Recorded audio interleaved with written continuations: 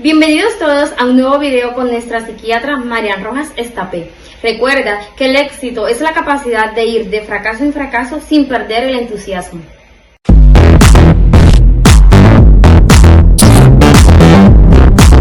Muchas gracias, muchísimas gracias por invitarme. Para empezar, queríamos preguntarte sobre cómo influye el ver determinadas series, como pueden ser El juego del calamar, o jugar a videojuegos cargados de violencia en el cerebro y las emociones de los niños. La violencia es algo que está al orden del día en las series y en los videojuegos. No afecta igual al cerebro de un adulto que al cerebro de un chico o de un joven cuya mente está en desarrollo.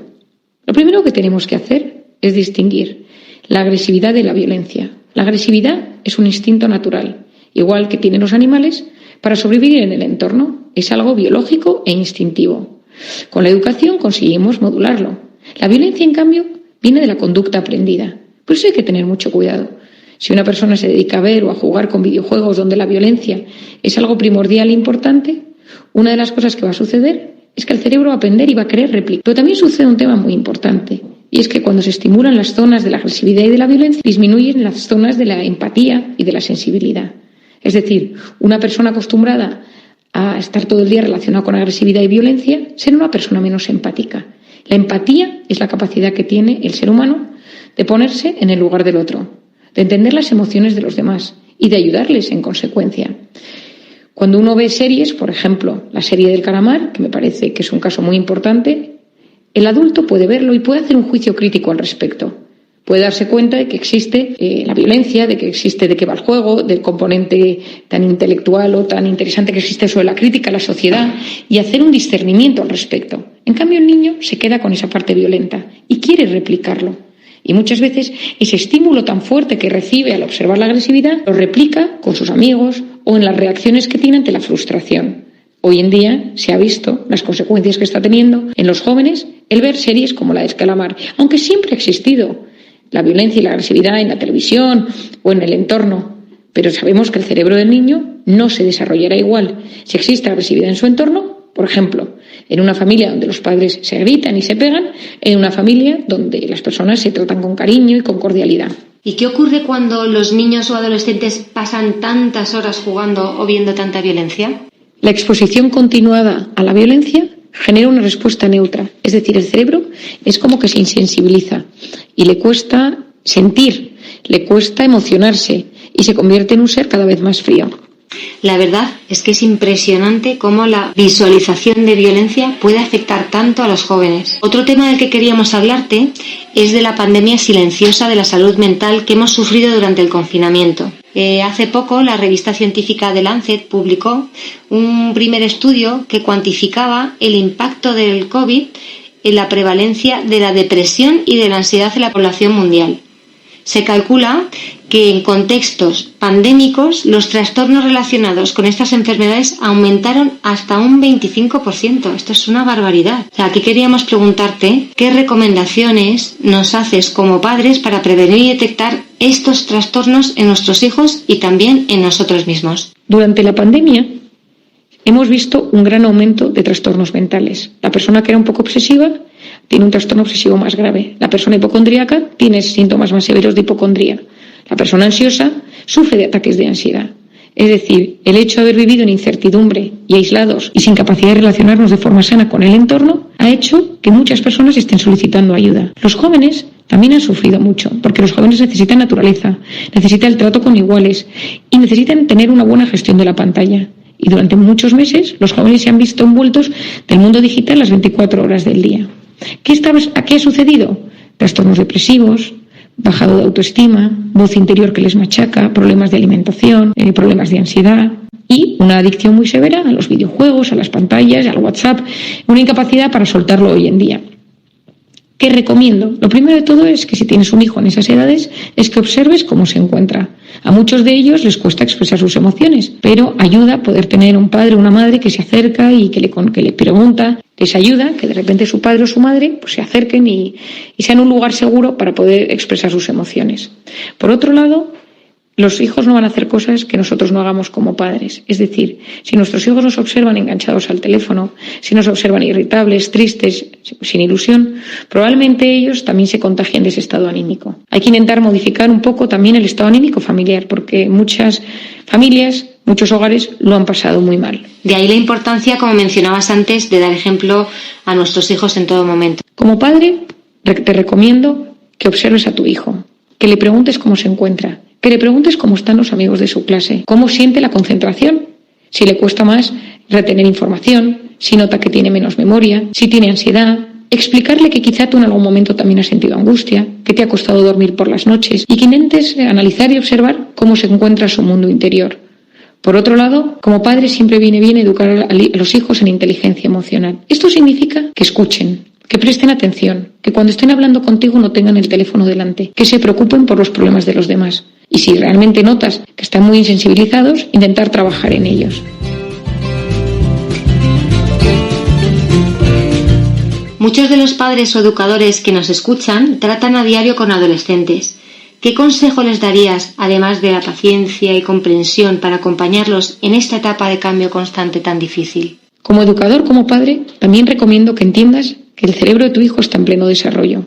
Es un cerebro que necesita vivir emociones intensas, que de repente tiene dudas de su identidad, de su forma de ser, que de repente se rebela contra la autoridad, que las normas de casa le parecen todas demasiado estrictas. Es decir, es una evolución lógica. Entendiendo que esa fase es normal, y en esto te puedo recomendar que, por ejemplo, leas el libro de Daniel Siegel, La tormenta cerebral, sobre la adolescencia, puede ayudarte muchísimo a saber lidiar con ellos. Este autor, Daniel Siegel, también tiene un libro para niños que se llama El cerebro del niño. Te lo recomiendo si tienes a un hijo en casa al que no sabes gestionar bien, que no entiendes qué le está pasando en su cerebro, porque comprender es aliviar. Y cuando uno comprende, se siente aliviado. Cuando uno comprende a su hijo, siente alivio. Y cuando uno comprende que muchas de las reacciones y comportamientos que tienen un trasfondo biológico, te sentirás aliviado. Tomamos nota de ese libro de Daniel Siegel, La tormenta cerebral, para acompañar a nuestros hijos adolescentes. Para terminar, nos gustaría que nos contaras un poco de tu último libro, Encuentra tu persona vitamina. ¿Cómo es una persona vitamina, María? Las personas vitamina, en contraposición a las personas tóxicas, son aquellas que nos inundan de oxitocina. Las personas tóxicas son las que nos intoxican de cortisol. No son tóxicos de por sí, pero hay un efecto tóxico en tu organismo cuando estás cerca de ellos. A veces solo con pensar en ellos o recibir un mensaje se activa tu sistema de alerta. La oxitocina es la hormona que consigue bloquear el cortisol. Es la hormona de los abrazos, del parto y de la lactancia. Es la hormona de la empatía. Es la hormona que se activa cuando estás con alguien y te mira a los ojos, no te juzga, te escucha y te mira con muchísimo cariño. Y que sabes que en ese momento el mundo es un lugar más seguro. En un mundo tan intoxicado de cortisol, donde vivimos inflamados, preocupados por cosas reales o imaginarias, donde hay incertidumbre y caos y donde a veces nos cuesta relajarnos, conseguir estimular esa oxitocina puede ayudarte. Para ello, rodéate de persona vitamina. Sé persona vitamina para tu entorno. Y cuando te cuenten tus amigos algo, no juzgues, escucha. Las personas vitaminas son aquellas que cuando nos sucede algo bueno, se ilusionan más que nosotros mismos. Muchísimas gracias, María, por compartir este rato con nosotros y darnos tantas claves y pautas a seguir con nuestros hijos. Nos ha encantado estrenar este primer podcast contigo. Gracias a ti. Si llegaste al final de este video, dale me gusta, comenta y comparte.